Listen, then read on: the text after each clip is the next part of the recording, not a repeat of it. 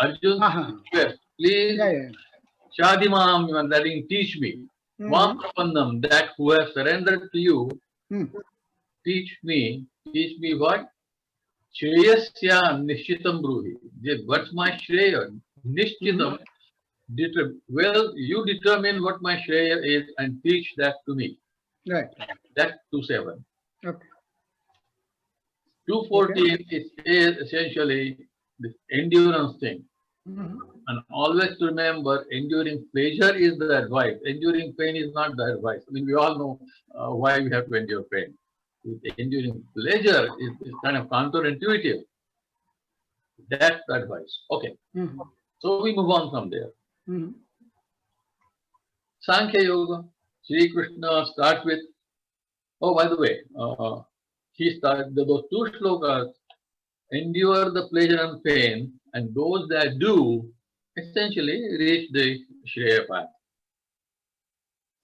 Again, 14, 15, 16. The 14 is the most important one. And then he follows up with Sankhya Yoga, because he talked about Dehantara Prapti of who? The Jiva. Then he talks about Jiva as essentially the core topic of all the shlokas in Sankhya Yoga in this part. Sankhya Yoga has many other discussions also, and we'll see those during the Gita discussion. When Sri Krishna talks about Yoga Marga, he constantly brings back the Sankhya discipline, the Sankhya thought, because without Sankhya thought, Yoga Marga has no meaning. Always remember the modern way of saying theory and practice. Practicals are useful only when you are dealing with a theory, either confirming it or disproving it. But there is a theory, there is a principle, there is an axiom, there is something in effect that you either assume and have learned from somewhere else, and practical means actually testing it out. Yoga Marga is the practical. Sankhya Marga is the theory. They must go hand in hand. And as we will see later in chapter 5, he said, Sankhya and Yoga. Ekam Sankhya cha Yogam cha yah pashyate. Those who can see, in fact, with their inner vision, the Sankhya and Yoga, one and the same, they really see the truth. So let's get back to chapter 2. So he talks about Sankhya. Nainam Chinnanti Shastrani, we know that slok. Nainam Dhati Pavaka, Agni Jalata nahi, Pani Bhigota nahi, all of that. That it's born and it's reborn, it dies, but Jiva never dies. Jiva is eternal. And after finishing the Sankhya Yoga discussion, not after, but at the end of the Sankhya, this is very interesting the way Sri Krishna is slowly opening this topic to Arjuna. Towards the end of Sankhya Yoga, again comes Karma Yoga, like it or not. Sukha Dukhe Same Krutva Labha Labho Jaya Jaya, number 30. I think, wait a second, or this 37. Okay, somebody keep me honest. The number 30 is important. I'll come back. So, but is 38. Yeah. It is 38. Yes. Number 38. Sukha Dukhe Samaya, 38. Labha Labho Jaya Jaya. So all these duals, Sukha and Dukha, Labha, Alabha, Jaya, Ajaya. Ajaya means Parajaya. Treat them as same. Now nobody can treat Labha and Alabha as same. But same in the sense of Shreya Marga. Not the worldly way. In the worldly way, you must know what Labha is, what Alabha is, and you take proper actions to get more Labha or avoid the Alabha or loss. All of those things are worldly and you have to do them. They are part of life. But while they are happening, whatever comes your way, accept it as is, as you make the next efforts for more profit. But do not forget what your main path is. Main path is not the worldly life. Main path is the Shreya Marga. Always Shreya, Shreya and Shreya again.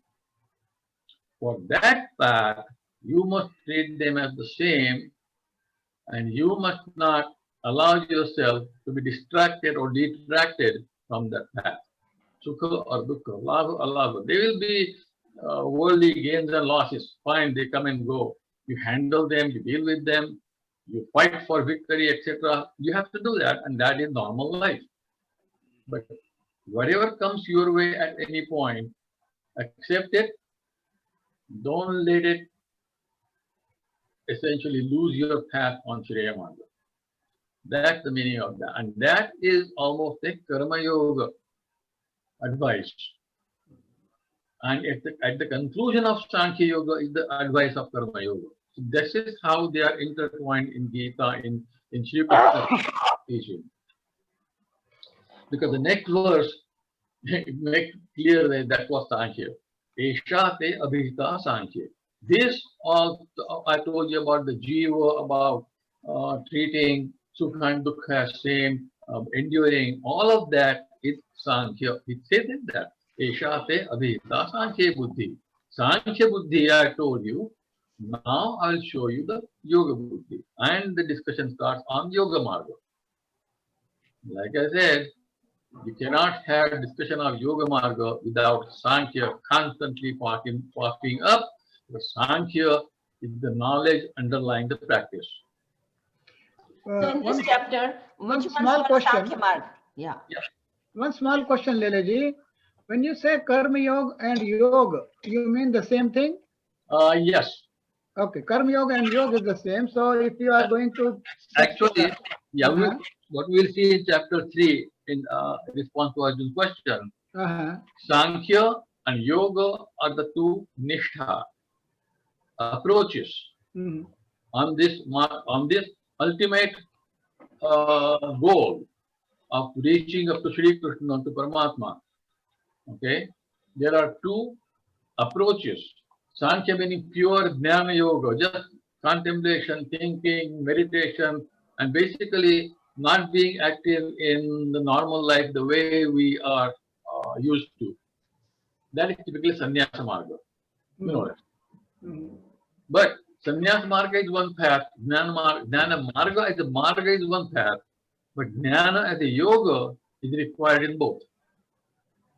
Now, karma as a yoga marga is one thing, and karma without the goal of yoga is something else. Right. That karma with the yoga, on yoga marga, with the thought of reaching the ultimate goal in mind, that's karma yoga. It's always practical. So even the Sankhya yogi, when they're doing meditating, what do you think they are doing? They're not doing nothing, they are meditating. It's karma. Without actual activity, nothing happens, even in the Sankhya discipline. Even the thinking is an action. Contemplation is an action. And that action dedicated to this ultimate goal, like Sri Krishna, the first time Sri Krishna used that ultimate goal to point to himself in chapter 2. Mat paraha, he said. What shlok is that? That would be late in the second chapter, would be about 58th, 55th something. Let me find it. I'll tell you. Tani Sarvani Sanyam, number 61. 61, okay. 61. Uh-huh. He said all about this Sthita Prajna and how controlling the inner being and outer thing, everything has to be